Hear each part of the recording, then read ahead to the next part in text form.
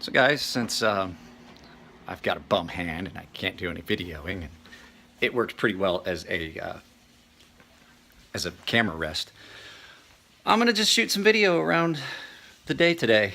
We're going to San Ysidro to the outlet mall and a couple things, and so I'll just do a random video. I am going to talk about some my issues that I have with people who are critical in some ways about knives on the internet. Some of the YouTube reviewers that are criticizing things that they don't understand. That there's a basis for science. And now, granted, I am critical of knives that are misground. I'm critical of knives that are misassembled properly. Ooh, not assembled properly. But the things that I'm talking about are things that are not issues with knives that they're calling out. Now, I've had people say that the grind on a knife for them isn't an issue. However, I believe it is. So the things that I'm talking about are the things that some guys, Nick Shabazz is critical of certain things. And I have a little bit of science behind it because I know who I talk to, and I know how they engineer things. So yeah, we'll just throw that all together and just see if we can't we'll just spend the day together. All right, guys, we are getting ready to go down to San Ysidro, right on the Tijuana border, on the border with Tijuana, Mexico. So we gotta spend some money that I didn't make because of that. So yep, me, the wife, and the kid.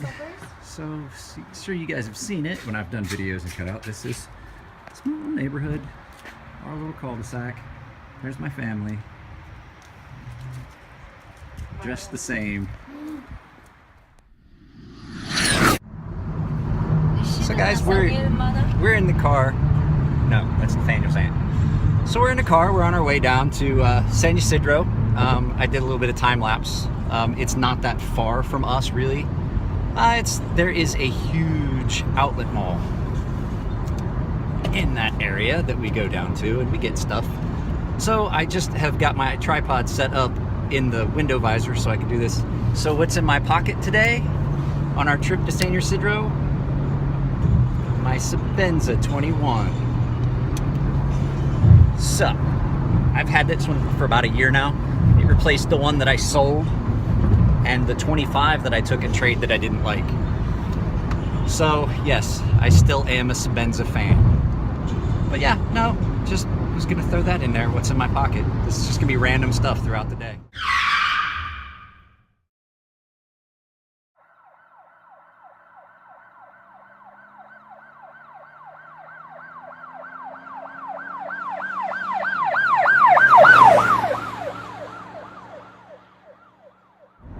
Alright guys, so turn the time lapse off, we're almost there.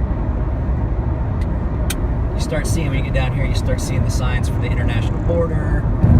It tells you next, so the end of the freeway. We are basically as far south as you can go. Ooh, hey, it's a little bit shaky there. Let's see. So yep, we're almost there. Just giving you guys a little. Is it this one or is it the next one? It's this one, isn't it? International border. We can go either way, but it's gonna close. Right there. Basically 2 exits before the border.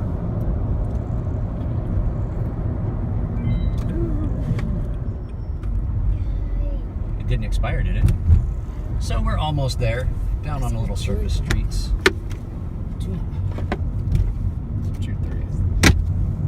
Why this in I don't know. The people on my YouTube channel don't need to hear this. So anyway, this is down around here, down near. So it's kind of cool. You wind up in this little neighborhood down here. You get off, and then just out of nowhere, up here before too long, pops up this gorgeous shopping mall. There's some nice schools around in here too.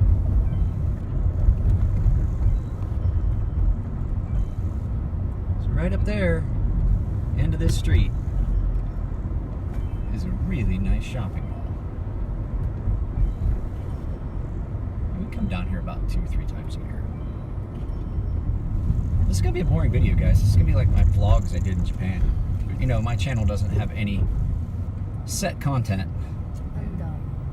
Under Armour back here. Ralph Lauren, Old Navy. Where are we gonna go today? I don't know. Where do you want to go? You and I can go anywhere. I'm pretty sure we're going to wind up going to the Coach store to get something for Grandma. You know, yield means, right, lady? You right there. It's You. not your way, my way. My turn. She had to yield. See, these stupid people don't know how to drive. People. People's. Did you call her biatch? You go. Whoa, that's cool. I'll talk about that thing. What, I'm talking about that. Having my camera up like that? Yeah. Yeah, and I can just turn it like this. Isn't that cool as well? This adds a little bit more. I was like, whoa. You just turn it. Oh, Yep, we're at the outlet mall. All right, guys, I will. We'll get some more video while we're walking around shopping and doing あ、 stuff. クロッキー。ブラック GIT。これ。 Black GTI, I've seen that one. Those of you that are my viewers that have never been to the border, that's the border. That is the Mexican border. And there, in the distance, not too far away, is Border Patrol Jeep. Just sitting up there under a little canopy. But this is the border San Ysidro shopping mall. You guys ready? It's actually kind of chilly. Wish I'd brought a sweatshirt. yeah, Papa. That's my favorite part about coming down here. The Disney store. Because I'm a big kid. But they've got Star Wars stuff now.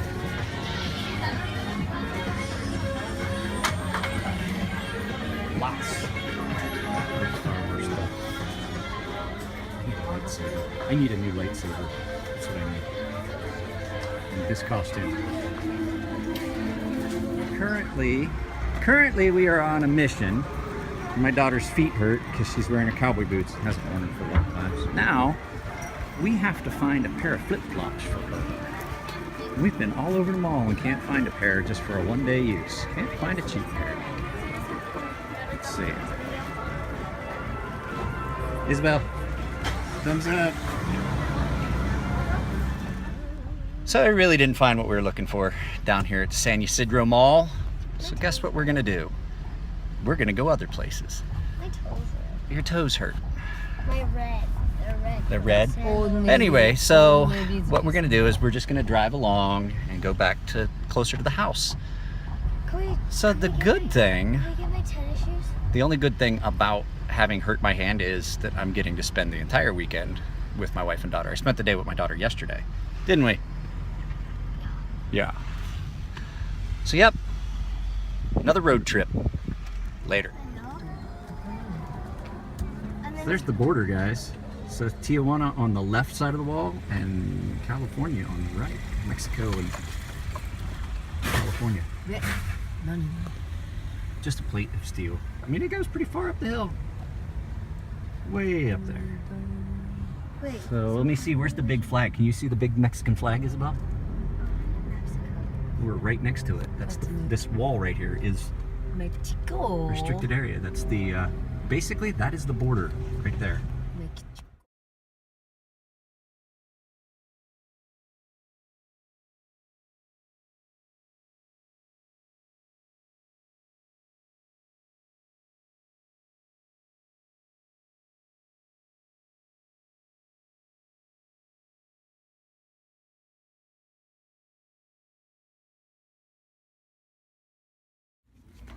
What you got? Show me. It's called a pillow. Well, show me. There, have you now? No. Touch.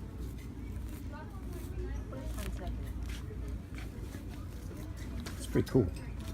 They have phone cases like this on. And t-shirts. What are you eating? Look at that. It's called ice cream.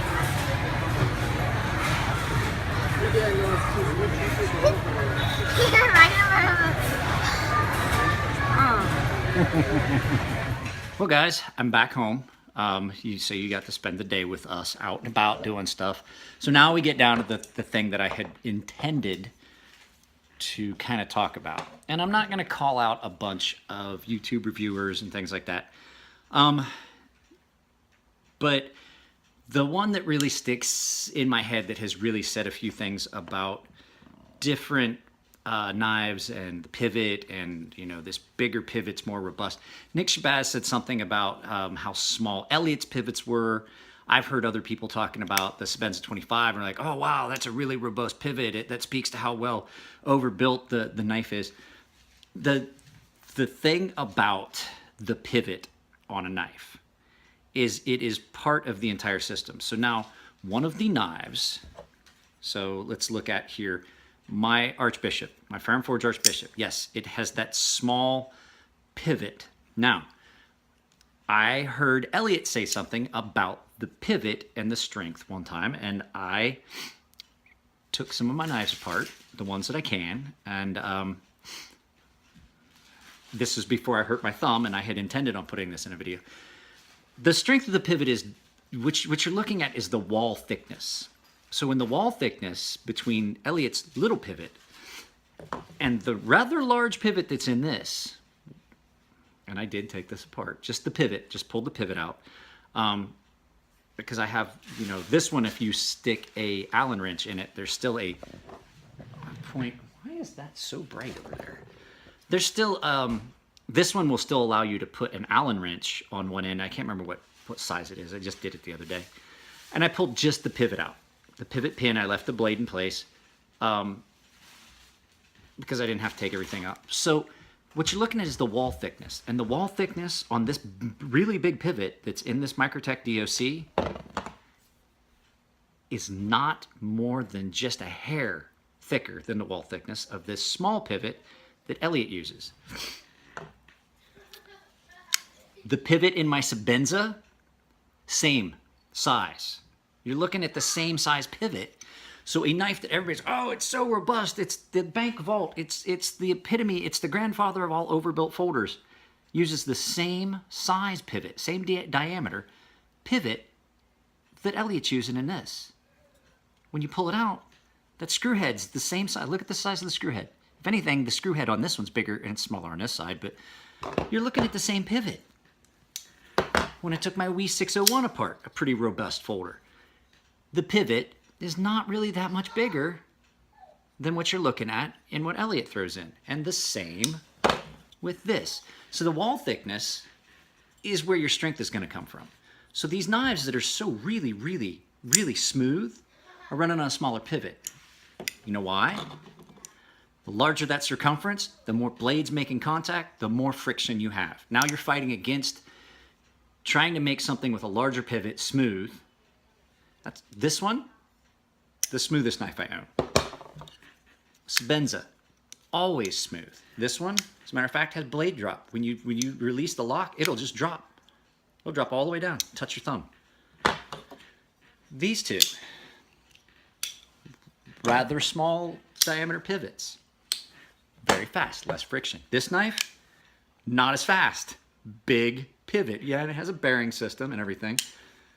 So, what you're talking about is smaller pivot, less friction, but the other thing, I want you to bear with me here. So that pivot is inside titanium, through the blade, and through the other side of titanium. It's encapsulated by more material. Being smaller, being a smaller hole, there's less risk of this part of the knife failing because now you have more material around it to support it. The wall thickness on those pivots are not significantly different. They're all pretty much the same. So what you've got is more material surrounding, a lot of material surrounding on this one, a pivot which is making it more structural. It's like using a great big fence post and putting it grounded in the ground, but not having a good support around it. If you get it too close to the edge, it's gonna just bust out. If you get it too close to the edge of the creek, it's gonna fall out. You gotta have support around it, and using a smaller pivot, you wind up with more material supporting the pivot. And I'm gonna tell you right now, I've heard Elliot say it to people before, 4,000 plus knives they've made, the only thing they've never had come back broken is a pivot. Pivot pin. So it's just, I see it once I took this apart the other day and I looked at it. of all my knives, this one's smooth, but it's not as smooth as the others. The one's the least smooth, largest pivot. All that circumference, more area for that material to touch. Smaller. It's like saying that they use some tiny thrust bearings in this. This knife is incredibly, and it hasn't been re-oiled. I took this apart, cleaned it, and have not re-oiled it. This is it without oil. I have not put a drop of nano oil back on this yet. You know, it's all up to a lot of opinion, but when you look at the facts based on it, your strength comes from the wall thickness. The wall thicknesses on these pivots, that as they get larger, is not significantly thicker. So if you were going to go by that thought process, that larger pivot would need a larger wall thickness, because that's where the strength is going to come from. I mean, if you're not adding on to that wall thickness by making the pivot larger, then why are you paying extra for a bigger pivot? And we've talked about, you know, Elliot doesn't have a CNC. These single-sided pivots work really well. You can still adjust them. People are like, oh, you can't take that single-sided pivot out. Yeah, you can. A lot of people just have the problem with they just haven't figured out a way to do it. Took me. I had to listen to Elliot and those guys and listen. So if you have a fire and forge knife and you do want to take the knife apart, and with these, I don't really see a need as much as with other knives. When you get it and you get ready to take it apart, take a Zippo lighter, heat it up, take your finger, push the blade over, put some tension on that pivot to lock it in place, and just pull the screw out. It's not that hard. I've taken this one apart several times now. It's actually, that knife is easier. A lot of people talk about how easy a Sebenza is to maintain, take apart, and put back together. It's easier than this one. I have a hard time getting those bushings and that bushing. The phosphor bronze washers, and then that bushing, that pivot bushing. I have a hard time getting it lined up sometimes, and I want to almost like I want to pinch the washers. So I have gotten back to where I carry my Sebenza a lot. I really do. Still awesome, amazing knife. I like to call it elegant simplicity. It is an all-around perfect knife. I had some issues with this one. I've corrected. Remember me talking about the issue with the bushings or the washers? And that we're kind of off on something else now. We're done talking about that. I've heard people say, you know, these things are perfect. They always come from the factory perfect. No, not always. Mine had this thing where you would play with this way, and there was a little slack going this way. Tick, tick, tick, tick, tick. It doesn't have it anymore. What it was the bushings were not completely flat. So once I got this thing taken apart and I put it on a super fine ceramic, I took the bushings and I just started doing a figure 8 pattern. I could see there's a spot on there where it wasn't flat. It was not completely clean. So I smoothed it down until the entire thing was evenly polished, put it back together, and now this thing is awesome. And I don't use the fluorinated grease on mine. I use nano oil. It's a little easier to clean up. I don't actually have to take it apart as often. I just run it under some hot soapy water, move the blade back and forth a few times, and then put a couple more drops of nano oil back on it. But a year after purchase, it's been just right about a year. I still love my Sebenza. I did anodize mine blue, and I got that little thing. So, no, I just wanted to touch base on some of those things, because people look at things and are like, oh, that knife's not built real well because it's got a little pivot. It's got a little pivot. And everybody that knows knives knows Sebenzas are the gold standard. Well, if you're gonna knock everybody else for having a small pivot, you need to knock this one. Same size pivot. Pivot on this one, maybe a little bit bigger, but not significantly. And this is a really robust knife. My Dave Dang Riat. And then there's this big beast. I still love this knife though. I do. This thing gets carried a lot. As you can see, I've worn anodizing off on it. That's hard to do with the Microtech, that hard anodizing. So this has just been kind of a ramble and rant towards the end of my day. I'm getting ready to go to bed because I did take I took a Percocet because my thumb hurts. You know, they did a lot of digging around in there. It's still a significant amount of soft tissue damage in there. So, no, I just wanted to finally just say it out there. And I'm not saying that Nick Shabazz is wrong. He has his own opinions, but what happens is a lot of people base what they think on what they see, and just basically with no, you know, you can't quantify it. Well, you can, and everybody knows that wall thickness is where the strength in something comes from. So if it's not significant difference in wall thickness, not a significant change in the strength of the pivot by putting a larger one in. If anything, like I said, you're removing material around it and not allowing it to support the pivot that you put in. So, all right, guys, I am going to try and do a couple other videos about some other stuff this week, and I'm just not quite sure exactly what it's going to be. Maybe we'll go and see about getting these. Maybe you'll come with me when I get these stitches taken out and get out of this immobilizer sling or a splint, because it itches. All right, fellas, ladies and gentlemen, everybody out there, I'll see you next time.